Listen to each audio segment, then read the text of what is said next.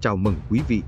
Hôm nay, chúng ta sẽ cùng nhìn vào một chương phức tạp và bị lãng quên của chiến tranh Việt Nam, đời sống của những phụ nữ được gọi là ba gơn và số phận của những đứa trẻ con lai được sinh ra trong thời kỳ đó.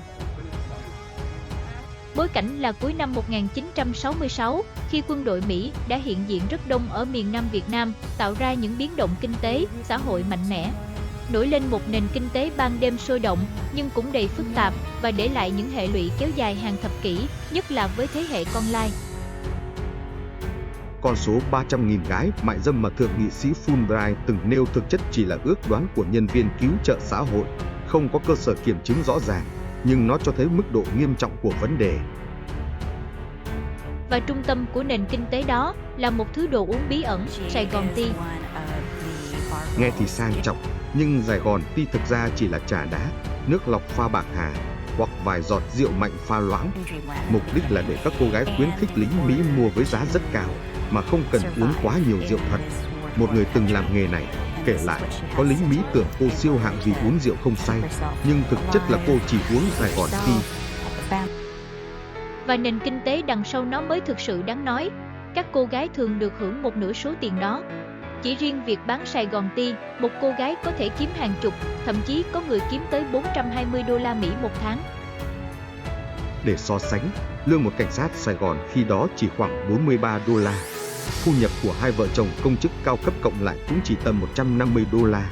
Đây là một sự biến dạng kinh tế khủng khiếp do dòng tiền của quân đội Mỹ đổ vào. Dĩ nhiên, ngoài Sài Gòn Tea, còn có vũ công, vũ nữ thoát y, massage, vợ tạm và cả mại dâm. Thời Pháp, mại dâm được quản lý.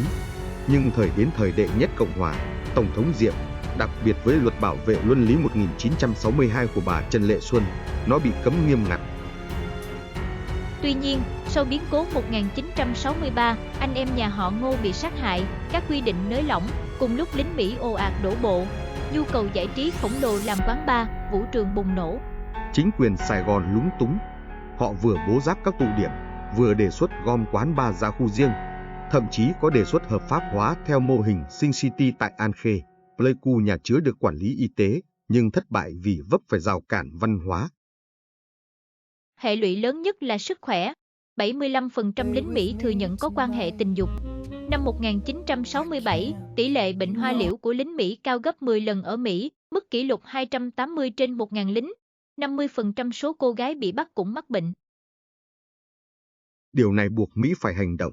Họ hạn chế lính vào Sài Gòn và chuyển các điểm nghỉ dưỡng A&A, Rest and Relaxation, sang Bangkok, Sydney, Tokyo. Vô tình, điều này lại khai sinh ra các thiên đường du lịch tình dục tồn tại đến ngày nay. Vậy, những người phụ nữ này là ai? Phần lớn từ nông thôn ra thành thị tránh bom đạn, tìm kế sinh nhai. Nhưng không chỉ có vậy. Nghiên cứu của Mylan Gustafson cho thấy nhiều người muốn thoát khỏi cuộc sống gia trưởng, hà khắc ở quê nhà. Một nửa số cô gái bà phỏng vấn từng trải qua lạm dụng hoặc bạo lực gia đình. Hầu hết họ đều rất trẻ, chỉ 15 đến 18 tuổi, ít học. Chớ trêu thay, năm 1972, một lãnh đạo Bộ Xã hội Việt Nam Cộng hòa lại có góc nhìn gây tranh cãi, cho rằng các cô gái này đã đại diện cho chủ nghĩa nữ quyền của Việt Nam vì họ đã tự lực về kinh tế. Mối quan hệ với lính Mỹ cũng phức tạp, có sự tính toán để sinh tồn, nhưng cũng có cả sự thương cảm cho những người lính trẻ, xa nhà và sợ hãi tại miền đất xa lạ này. Khi Mỹ rút quân, nền kinh tế này sụp đổ. Thu nhập của một ba gơn có thể giảm từ 325 đô la xuống chỉ còn 35 đô la. Hầu hết phải ở lại, đối mặt với một di sản bi kịch, những đứa trẻ con lai. Chiến dịch Operation Baby Lift tháng 4 năm 1975 chỉ sơ tán được khoảng 3.300 trẻ em, trong khi hàng chục ngàn em khác vẫn bị bỏ lại. Sau ngày 30 tháng 4 năm 1975, các ba gơn bị xem là tàn dư xã hội và phải đi cải tạo trong nhiều tháng, thậm chí nhiều năm. Bi kịch lớn nhất thuộc về những đứa con của họ. Bị kỳ thị nặng nề, các em bị gọi là bụi đời. Nhiều em không được đi học, mẹ các em không thể tìm được việc làm. Nhiều bà mẹ phải giấu con, bôi tro, nhuộm tóc con để che giấu nhân dạng. Phải mất nhiều năm sau chiến tranh, khi thế giới bắt đầu chứng kiến những bức ảnh đau lòng về trẻ mang hai dòng máu Việt, Mỹ, con lai, lang thang trên đường phố Sài Gòn bị kỳ thị, bị lãng quên thì Mỹ mới thật sự hành động.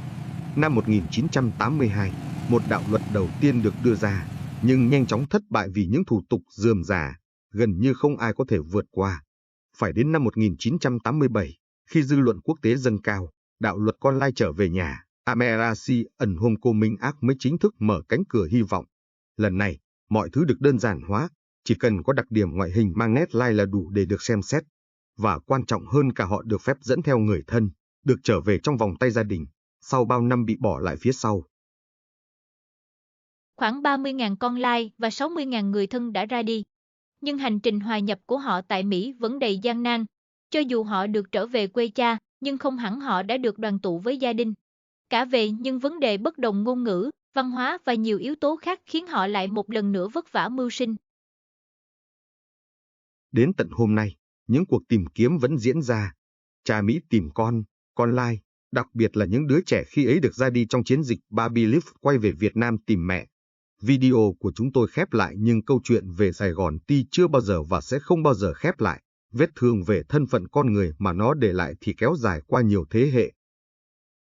Bạn nghĩ sao về những câu chuyện lịch sử đầy bi kịch và những số phận bị cuốn vào dòng chảy thời gian?